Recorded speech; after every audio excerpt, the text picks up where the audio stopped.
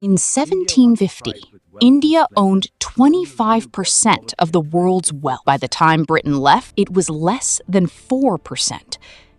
What happened? Let's go to the deep world's history.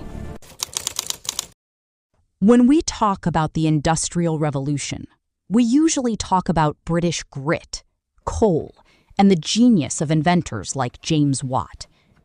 The narrative of the Great Divergence usually starts and ends with domestic technological breakthroughs.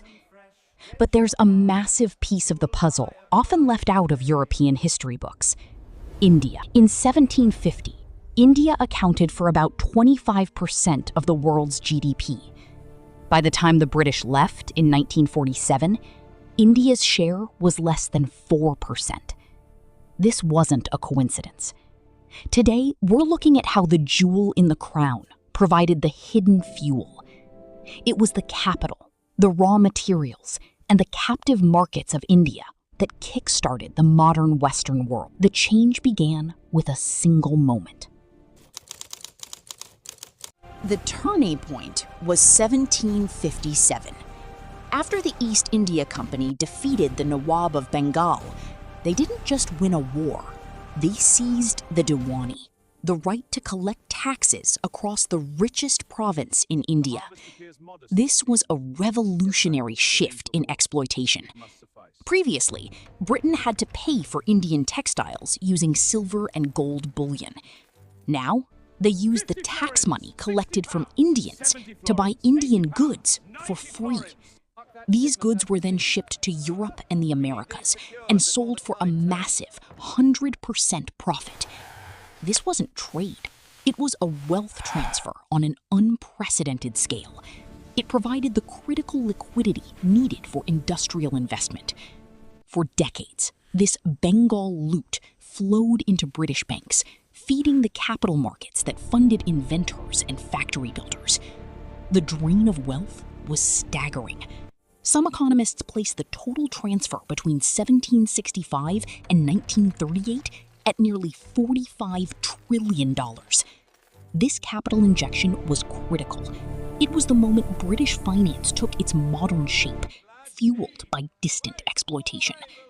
Britain was now rich enough to afford its own industrial revolution. Next, they had to ensure India couldn't compete.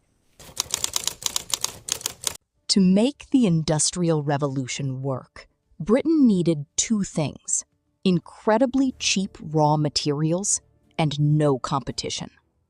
India was the world's leading producer of high-quality cotton textiles, but now British factories were producing cheaper, machine-made cloth. To protect this new industry, the UK government imposed crushing tariffs on Indian cloth entering Britain, while forcing India to accept British goods duty-free. The effect was catastrophic. The vibrant Indian textile industry was systematically dismantled. Villages emptied as weavers lost their livelihoods. Instead of exporting finished goods, India was forced into a new role. It became the primary farm, providing raw cotton to feed the voracious mills of Lancashire. Britain needed more raw materials and faster ways to move them. As British coal production surged, the demand for more Indian primary resources, like indigo, jute, and grain, also grew. This de-industrialization was a key step. India's manufacturing potential was sacrificed for British resource extraction.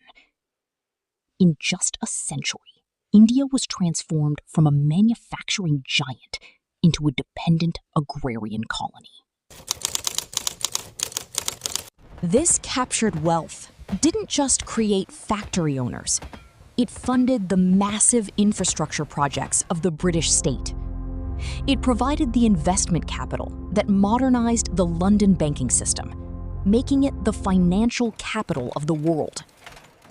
When it came time to build railways in India, it was again Indian wealth, cycled through British hands, that paid for it.